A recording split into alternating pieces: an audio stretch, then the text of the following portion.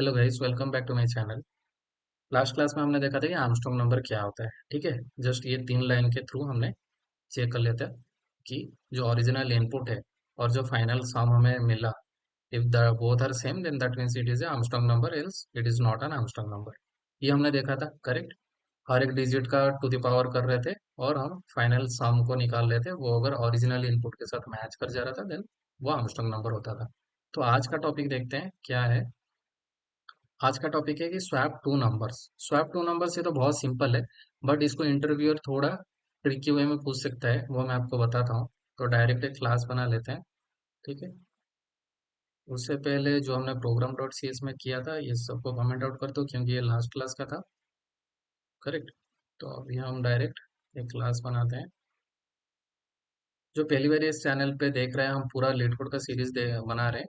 तो आपको दिख रहा होगा ये जितना भी हमने क्लासेस अभी तक बना रखे हैं, ये सब एक एक एल्गो के ऊपर हम मतलब एक एक प्रोग्राम हम करते जा रहे हैं। तो आज का टॉपिक है swap numbers, swap two numbers, correct. तो इसको मैं ऐसा दे देता हूँ, स्वैप एनीवेयर। ठीक है। सो इसमें हम क्या करेंगे, देखो स्वैप करना बहुत सिंपल है। पहले वो दो नंबर को स्वैप करके देखते हैं, उसके बाद हम उसको थोड़ा दूसरे वे में करेंगे। तो हम क्या करेंगे, यहाँ पे स्वैप नंबर्स प्रोग्राम करके एक मेथड बना देंगे। इसमें दो नंबर ले लेंगे, इंट ए कॉमा इंट बी। ठीक है, जो कि हमें इनपुट में मिलेगा। ठीक है, इसमें हम क्या करेंगे, अपना प्रोग्राम लिखेंगे। सबसे पहले हम क्या करेंगे, एक टेम्पररी वेरिएबल के थ्रू हम स्वैप करते हैं। ठीक है, एक टेम्पररी वेरिएबल ले लेते हैं इंट टेम्प, और उसमें ए को स्टोर कर देते हैं, फिर ए में बी को स्टोर कर देंगे, फिर बी में टेम्प को स्टोर कर देंगे, जिसके थ्रू वो स्वैप हो जाएगा। बी में ए को स्टोर कर देंगे। ठीक है, फिर देखो टेम्प में मैंने ए को स्टोर किया, तो उसके बाद ए में बी को स्टोर करो, उसके बाद बी में टेम्प को स्टोर करो। ये उल्टा मैंने किया। ठीक है, ए में बी,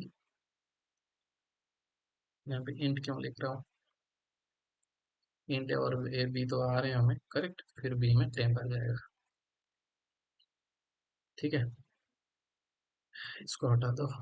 हम देखो मैंने क्या किया, सबसे पहले एक सिंपल ही लॉजिक है, एक हर टेम्पररी वेरिएबल ले लिया जिसमें ए को स्टोर कर दिया, फिर ए के अंदर बी को डाल दिया, बी के अंदर टेम्प को डाल दिया। तो ऐसे वो स्वैप हो गया, मतलब इसमें जो वैल्यू था वो टेम्प में चला गया, बी का जो वैल्यू था वो ए में चला गया, फिर अगेन टेम्प का जो वैल्यू था वो बी में चला गया।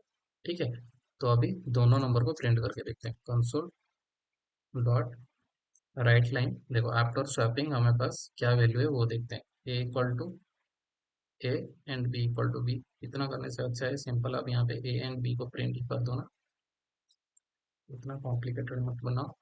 ए console dot write line a and console dot write line b कर दो यहाँ पे।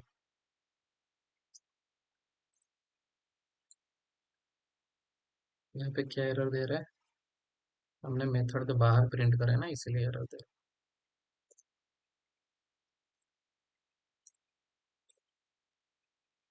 ठीक है, तो अभी देखते हैं एक, उससे पहले प्रोग्राम डॉट सी एस में हमें दोनों नंबर को पास भी करना पड़ेगा। ऑब्जेक्ट बना देते हैं इसका, एंड ऑब्जेक्ट डॉट करके 10 एंड 20, हमारे पास ए है 10, बी है 20। ठीक है, अभी हम प्रिंट करते हैं इसको, क्या आता है वो देखते हैं। 20 एंड 10 आना चाहिए स्वैप होने के बाद। देखो 20 एंड 10 आ गया। ठीक है, 10 20 हमने पास किया था, स्वैप होने के बाद 20 एंड 10 आ गया। तो ये तो सिंपल था कि एक आपने थर्ड वेरिएबल या एक टेम्पररी वेरिएबल लेके आपने वो कर दिया। बट आपको इंटरव्यूअर ऐसा नहीं पूछेगा, इंटरव्यूअर आपको क्या पूछेगा, without using a third variable, मतलब without using this temp variable आप कैसे स्वैप कर सकते हो। तो उसका क्या लॉजिक है, वो भी बहुत सिंपल है, उसमें भी कुछ प्रॉब्लम नहीं है। हम थर्ड वेरिएबल टेम्प नाम का कुछ लेंगे नहीं, हम डायरेक्ट क्या करेंगे, a equal to a plus b. ठीक है, a equal to a plus b, then b equal to a minus b।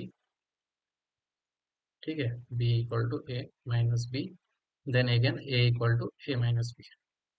इससे भी वो स्वैप हो जाएगा। देखो सबसे पहले मैंने क्या किया, a equal to a plus b equal to a minus b, then a equal to a minus b। देखो अब अगर मान लो कि आपके पास दो नंबर्स आए, क्या है, 15 एंड 10 एंड 20 ले लो, जो हमने लिया था पहले, 10 एंड 20 आया। तो 10 एंड 20 यहाँ पे क्या हो जाएगा, 30 हो जाएगा, 10 + 20 = 30 हो गया। फिर यहाँ पे क्या हो जाएगा, यहाँ पे हो जाएगा, देखो यहाँ पे ए का वैल्यू अभी चेंज हो गया है, क्योंकि A+B हो गया है। अभी ए 10 नहीं रहा, ये अभी 30 हो गया, तो 30 - 20 करोगे तो 10 आ जाएगा। तो बी की वैल्यू 10 हो गया। देन अगेन यहाँ पे A = 30 - 10 करोगे 20, तो देखो आया था 10 एंड 20, और अभी ए का वैल्यू क्या हो गया, 20, बी का वैल्यू क्या हो गया, 10 हो गया। तो एक बार इसको करके देखते हैं। ठीक है,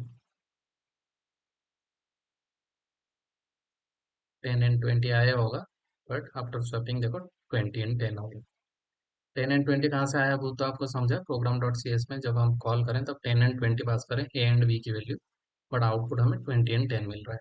तो दो तरीके से आप कर सकते हो, by using A temporary variable और थर्ड वेरिएबल, टेम्प या कुछ भी ले सकते हो वेरिएबल का नाम, या विदाउट अगर इंटरव्यूअर पूछा तो ऐसा करके ए एंड बी को ही यूज करके आप स्वैप कर सकते हो।